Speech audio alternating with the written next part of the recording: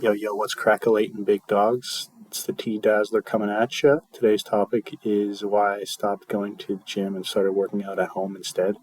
The main reason is that gyms are expensive, and the only gym that was in my budget was Fit for Less, which I guess is like the Canadian equivalent of Planet Fitness. We also have LA Fitness, which is basically the same thing, but Fit for Less was closer to me.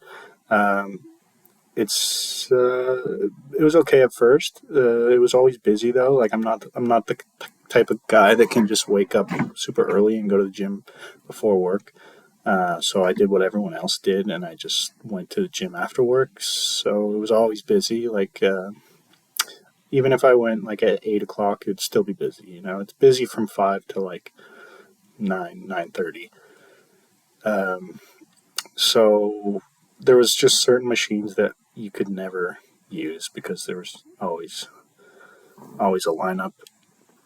And the other thing is like a lot of people there smell bad. Uh, I don't want to get into the weeds with this one. This isn't that type of channel, but if you know, you know. If you know about Canada in the last few years, there's an uptick in smelly people. And I'm not saying it's only that demographic. There's a lot of smelly. There was a couple. The worst smelling guy was a white guy, and he would wear like a balaclava and like a tight sweatshirt. And he didn't smell like bo. He smelled like dried sweat, and I know why. It's because he would wear these clothes to make himself sweat more for whatever reason, and then clearly he would just like throw them back in his gym bag and not wash them. And like, luckily that guy only stayed in like the one area, but when he was in that area, like nobody went within 20 feet of that area. And then there was a lot of times where I would work out. I would try to do the one thing I took like pretty seriously was the rowing machine. I would try to do 15 minutes on the rowing machine, and I don't remember like how far I went in those 15 minutes, but I would always try and like reach that goal or surpass it. So I was like in my zone on the rowing machine, and then a bunch of times someone would like sit on the rowing machine beside me, and they would just like take me out of my zone because they smelled like bo, and that was a bummer. And then another thing that really pissed me off was like I would always wear headphones when I was working out, um, and people would always interrupt me to ask me how many sets I had left. And I know that like proper gym etiquette is you're allowed to ask that, and it's good manners to answer them. But like, why does gym etiquette overrule headphone etiquette? Because headphone etiquette is you don't bother someone when they have headphones in. So that really pissed me off because I never asked anyone else like how many sets they had left. I would always just wait my turn. Um, so so that pissed me off. Um, yeah, that's basically the extent of like things that bothered me in the gym itself. But then there was a few incidents I had with like management that also pissed me off. The first thing was that I lost my wallet, and to replace the card was like $25 for a piece of plastic. And then after I lost my wallet, clearly someone found it and tried to use my. They used my debit card and my credit card, and they spent like $40 on each one before I managed to close the accounts. But then I had like investigations open to try and get that money back with my credit card and my debit card. And I was with Tangerine at the time. Tangerine is a shit bank.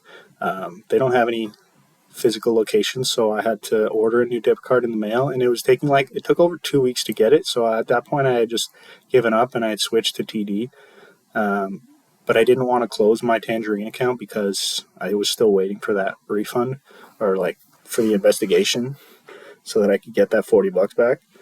Um, but in that time, I forgot to let Fit for Less know that I had switched banks, and they don't let you sign up by debit card. They only let you do direct deposit from your bank. And why do they do that? Because credit cards protect you from shady charges, and they want to be able to solicit shady charges from you. So that's the first red flag.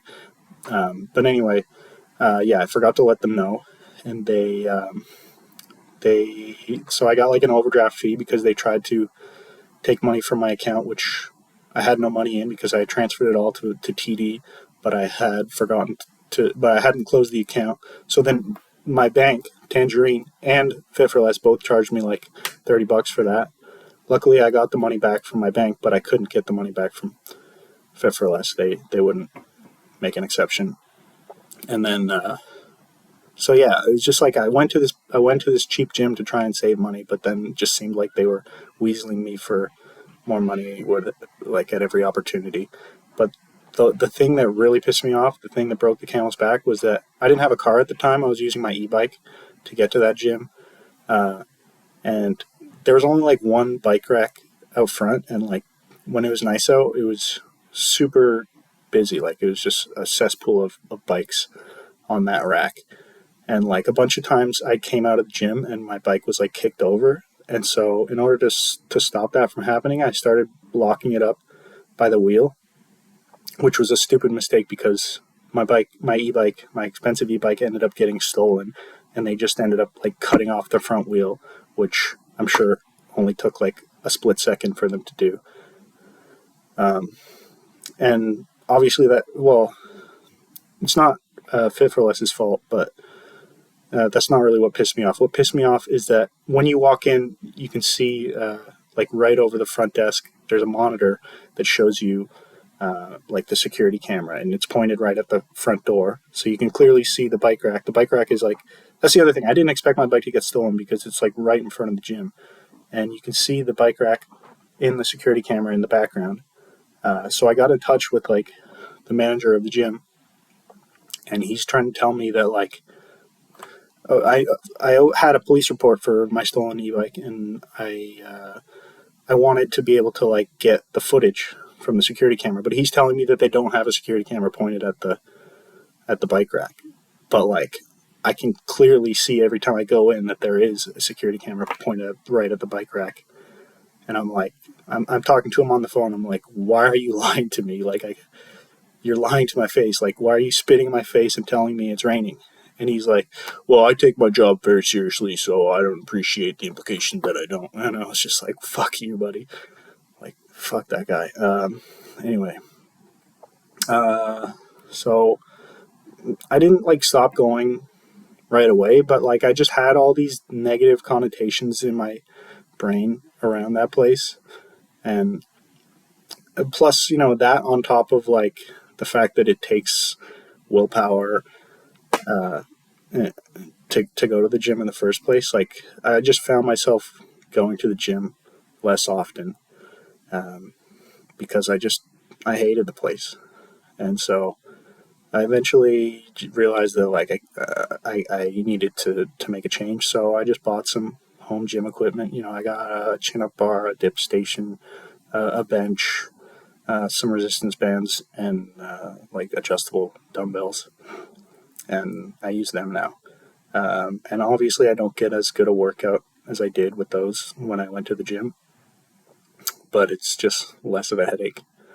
And so the reason I'm kind of even talking about this is because yesterday I talked about my goals, and the main goal is I just want to be able to get a consistent workout down. You know, yeah, I won't go into detail with that, but I'll leave a link in the description to the YouTube video that kind of helped me formulate my workout plan.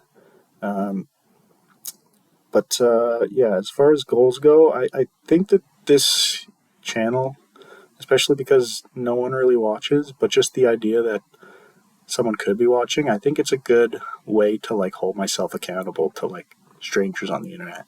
You know, like just the idea that of having to confess to other people if I do or don't reach my goals, I think that will give me like the advantage that I need to actually hold myself accountable.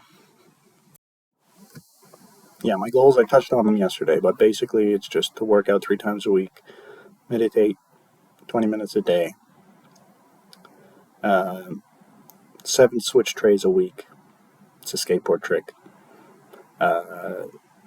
It's a hard trick for me. So 7 a week is a good goal, I think. I